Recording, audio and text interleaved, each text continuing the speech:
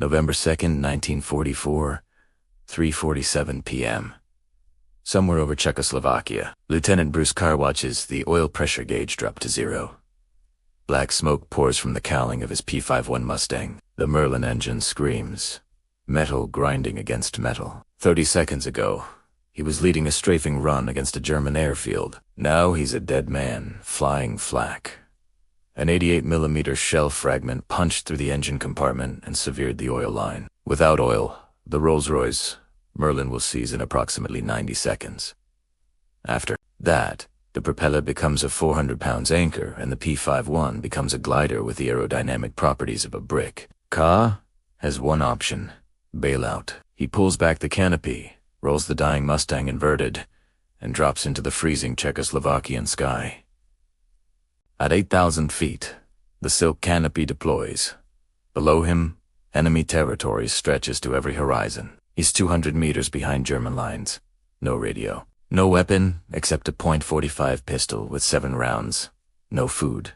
No water. November in Central Europe. Temperature dropping below freezing at night. The mathematics of survival are brutal. American pilots shot down over occupied territory have a 23% chance of evading capture and returning to Allied lines. The other 77% spend the rest of the war in Stalag 3 or end up in unmarked graves. Bruce Carr is about to become the exception to every statistic ever written about damn pilots, because in 4 days he won't just escape. He'll steal one of the most advanced fighter aircraft in the German arsenal and fly it home. Bruce Ward Carr was born January 28, 1924, in Union Springs, New York. There was nothing remarkable about his childhood except one thing.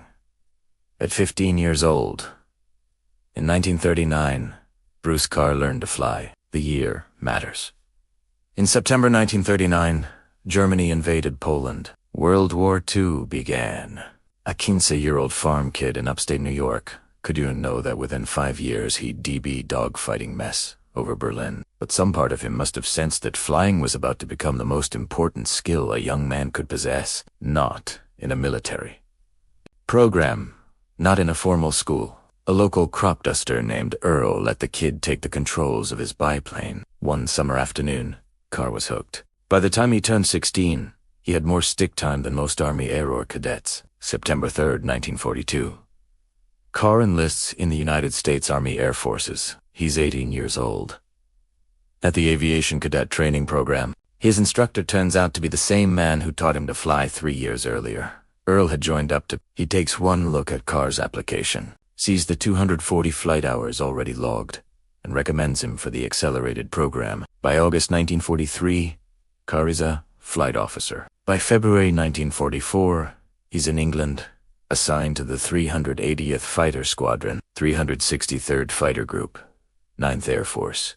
His first assignment: fly the P-51 Mustang. The P-51 is the finest propeller-driven fighter aircraft ever built. The numbers tell the story. Range 31,650 miles with drop tanks, enough to escort bombers from England to Berlin and back. Top speed 437 miles per hour at 25,000 feet. Service ceiling 41,900 feet. Armament 635 caliber M2 Browning machine guns with 1,880 rounds total. Enough firepower to shred a German bomber in a 2-con burst. Before the P-51D arrived in numbers, American daylight bombing raids suffered catastrophic losses. The 8th Air Force lost 60 bombers in a single mission over Schweinfurt in October 1943. Without fighter escort, the B-7 South and B-24s were sitting ducks for Luftwaffe interceptors. The Mustang changed everything. For the first time, American fighters could accompany bombers all the way to the target and back. German pilots called them the long-nosed bastards. The Luftwaffe began hemorrhaging experienced pilots faster than training schools could replace them. Kara falls in love with the aircraft instantly. The cockpit fits him like a glove. The controls are responsive. The visibility excellent. The power intoxicating. He names his plane Angel's Playmate. He has no idea that in 8 months he'll be sitting in a very different cockpit, one with German labels and a swastika on the tail. On March 8, 1944, Flight Officer Carr scores his first combat engagement. He spots a Messerschmitt Bf 109 over Germany and gives chase. The German pilot tries to escape by diving for the deck, flying just above the treetops. Carr follows. The chase covers 40 meters at speeds exceeding 400 miles per hour. Both aircraft barely clearing the German forests. Carr fires. His rounds miss. He fires again. One bullet clips the 109's left wing. The German pilot panics. He pulls up, ejects, but he's too low. The parachute doesn't fully deploy. The pilot hits the ground at 60 miles per hour.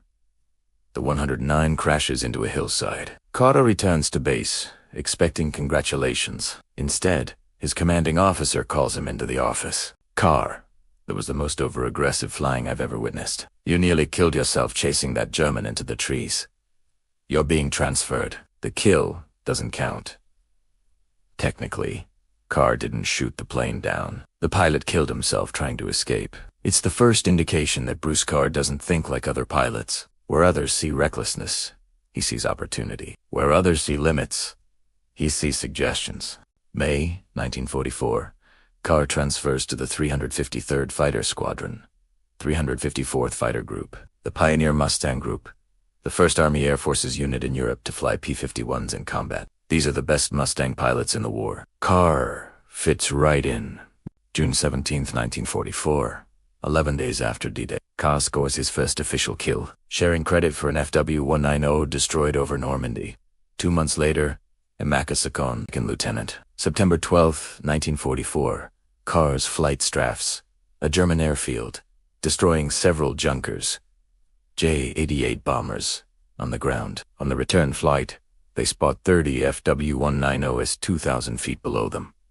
Carr doesn't hesitate. He dives. In the next 3 minutes, he shoots down 3 German fighters. When his wingman takes damage, Carr escorts him all the way back to friendly territory, forgoing any additional kills to protect his fellow pilot, the Silver Star. Second highest combat decoration for valor. On November 29, 1944, Carr takes down 2 Bf-109s over Germany, racking up 7.5 confirmed kill-Cs. Officially an ace, but just 4 days later, his luck runs out when he crashes hard in frozen Czechoslovakia. His ankle twists on impact. Not broken, but badly sprained. He gathers the silk canopy and buries it under leaves. The Germans will search for him. They always search. He has maybe 20 minutes before patrols arrive. Carr knows the airfield he was strafing is approximately 5 miles north. He knows the Germans will expect him to move south or west toward Allied lines. He knows his survival depends on doing something unexpected. He heads north toward the enemy. The logic is counterintuitive, but sound. The Germans will search outward from his landing site, assuming he's running away. They won't expect him to move closer to their base. And if he's going to survive, he needs supplies, food, water, maybe a weapon. The airfield has all 3. Day 1.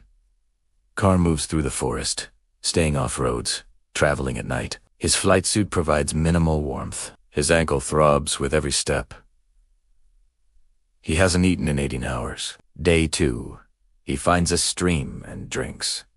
The water is cold enough to numb his throat. He spots a German patrol 200 yards away and lies motionless in a ditch for 2 hours while they pass. Day 3. The hunger becomes impossible to ignore. Carr is burning 4,000 calories a day, just staying warm. He's consumed 0. His body begins cannibalizing muscle tissue for energy. He makes a decision. Tomorrow, he'll surrender. The Luftwaffe treats captured pilots better than the Wehrmacht or the SS. Aviators have a code. They respect fellow flyers, even enemy ones. Carr knows pilots who've spent time in Stalag Luft 3rd. They describe it as boring but survivable. 3 meals a day, Red Cross, packages, letters from home. It beats starving to death in a Czechoslovakian forest. Day 4. Late afternoon. Carr reaches the edge of the German airfield. He's positioned in a treeline overlooking the eastern perimeter. Through the branches, he can see hangars, fuel trucks, aircraft, WW-90s, mostly a few Bf-109s. He plans to wait until morning, then walk to the main gate with his hands up. But as darkness falls, Carr notices something. The revetment is 80 yards from his position. A Focke-Wulf FW-190 sits inside, partially concealed by camouflage netting. 2 German mechanics are working on the aircraft under portable lights. Care watches. The mechanics check the fuel. Full tanks? They run up the engine. The distinctive sound of the WW801 radio roaring to life. They cycle the propeller, check the magnetos, run through what appears to be a complete pre-flight inspection. Then they shut it down, cover the cockpit, and walk back toward the main hangars. The FW190 is ready to fly. Carr's brain begins calculating. He's never flown a German aircraft. He doesn't speak German. He has no idea where the controls are, how the engine starts, or how the landing gear operates. But he knows how to fly. He's logged over 500 combat hours. Every aircraft has a throttle, a stick, and rudder pedals. The physics don't change because the labels are in German, and he's looking at a fully fueled fighter aircraft with no guard. The surrender plan evaporates. Care waits until 3 o'clock a.m. The airfield is quiet.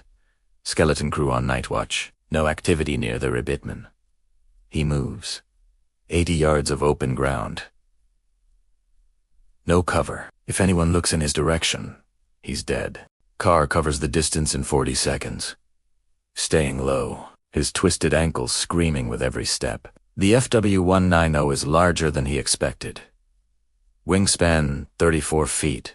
This beast is 29 feet long and weighs 7,000 pounds, almost a ton heavier than the P-51. The cockpit is high up, shielded by tough 30mm armored glass. The WW801 engine dominates the nose, a 14-cylinder air-cooled radial, producing 1,700 horsepower. The Focke-Wulf FW190 is Germany's premier fighter. First deployed in 1941, it outclassed the Spitfire so thoroughly that the British rushed development of new variants just to compete. German pilots called it Verger, the butcher bird. Allied pilots called it Trouble. The aircraft Carr has just climbed into is likely an A8 variant, the most common model in late 1944. Standard armament to 13mm MG131, machine guns in the cowling. For 20mm MG151, cannons in the wings. Maximum speed, 48. MF tame, range 500 meters. A deadly machine in the hands of an experienced pilot. Carr is not an experienced FW190 pilot. He's never sat in one before. He's never seen the inside of one. Everything he knows about this aircraft comes from gun camera footage of them exploding. Carr climbs onto the wing. The canopy is unlocked. He slides it back and drops into the cockpit. The first thing he notices, he can't read anything. Every label, every gauge, every switch is in German.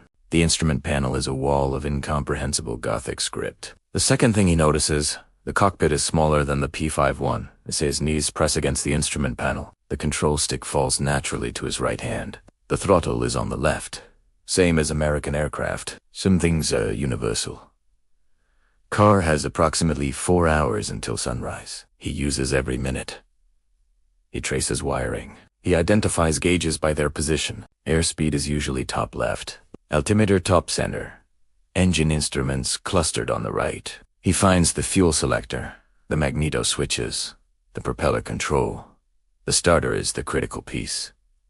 In the P-51, it's an electro system. In the FW190, AS, no idea. On the right side of the cockpit, he finds a T-shaped handle with German text. The word looks vaguely like starter. He pulls it. Nothing happens. He pushes it. A mechanical whine fills the cockpit, an inertia starter winding up like a toy. He lets it spin for 10 seconds, 20 seconds.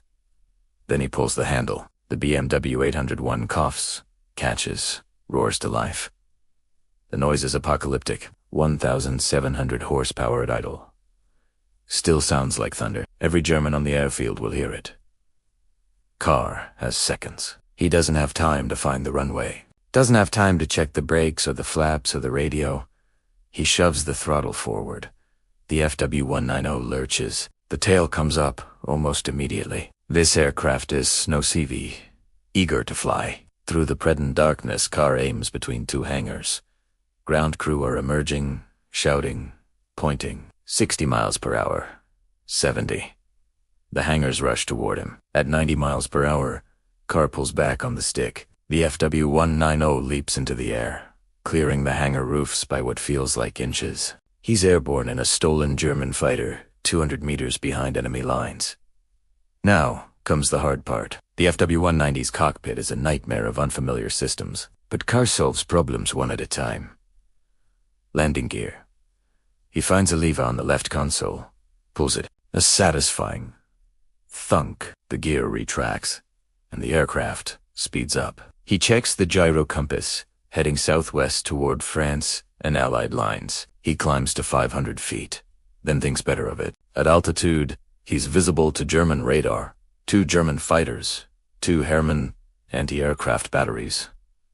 Tracking everything that moves, he drops to treetop level, 50 feet above the ground. 280 mph, the Czechoslovakian forest becomes a green blur beneath his wings. This is insane flying. One mistake, one moment of inattention, and he'll cartwheel through the trees at 300 miles per hour. But at treetop level, he is invisible. To radar, he's too low for flak. He's too fast for ground troops to target. The fuel gauge shows full tanks. The FW-190 has a range of approximately 500 meters. France is 200 meters away. He has margin for error. For 45 minutes, Carr flies west. The sun rises behind him. The terrain changes from forest to farmland to the scarred battlefields of eastern France. He crosses the front lines, and that's when his problems really begin. Allied anti-aircraft gunners see what they expect to see. A German FW-190 flying at low altitude toward Allied positions. They open fire. 50 caliber tracers arc toward Carr from every direction. He's taking fire from his own side. He has no radio to announce himself, no way to signal that he's friendly. The FW-190 still carries German markings. The black cross is on the wings, the swastika on the tail. Carr does the only thing he can: fly lower and faster. He drops to 20 feet, hedge hopping.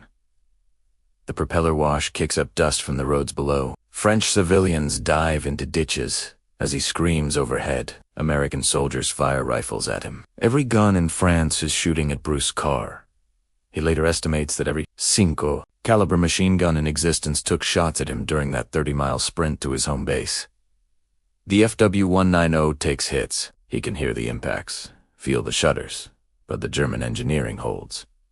The aircraft keeps flying ahead. He recognizes the airfield, a 66 Conti, France, home of the 354th Fighter Group. He lines up for approach. No time for pattern work. No time for radio calls. The anti-aircraft guns are on him. That's when he realizes the last problem. The landing gear won't come down. Carr pulls the lever. Nothing. He pumps it. Nothing. He looks for a backup system, an emergency release, anything. The FW-190's landing gear operates on hydraulic pressure. There's a selector valve that directs pressure either to retraction or extension. Carr doesn't know this. He doesn't know which lever controls the valve. He doesn't know that he's been pulling the wrong handle for the last 5 minutes. Below him, the 354th's anti-aircraft crews are loading their 40 millimeters B4's guns. A German fighter is circling their field. They're preparing to blow him out of the sky. Carr makes a decision. He's going to belly land. He lines up with the grass beside the main runway, lowers the flaps. That lever at least he figured out, and cuts the throttle. The FW-190 sinks 100 feet, 50 feet, 20 feet. The aircraft hits the grass at 90 miles per hour, slides for 300 yards, throws up a rooster tail of mud and debris, and grinds to a stop. Carr is alive. Within seconds, the FW-190 is surrounded. Military police, briefless ricid, screaming at the pilot to get out of the cockpit. They think a German prisoner is coming. The canopy slides back. A mud-splattered American in a torn flight suit climbs onto the wing. I'm Captain Carr of this Godam squadron. Nobody believes him. He's been missing for 4 days. He's supposed to be dead or captured, and he just belly landed a German fighter on their airfield. The MPs keep their rifles trained on him until a staff car arrives. Colonel George Bickle, commanding officer of the 354th Fighter Group, steps out and looks at the scene. The destroyed FW-190, the mud-covered pilot, the bewildered military police car. Bickle says, "Where in the hell have you been? And what have you been doing now? The story spreads through the Army Air Forces like wildfire.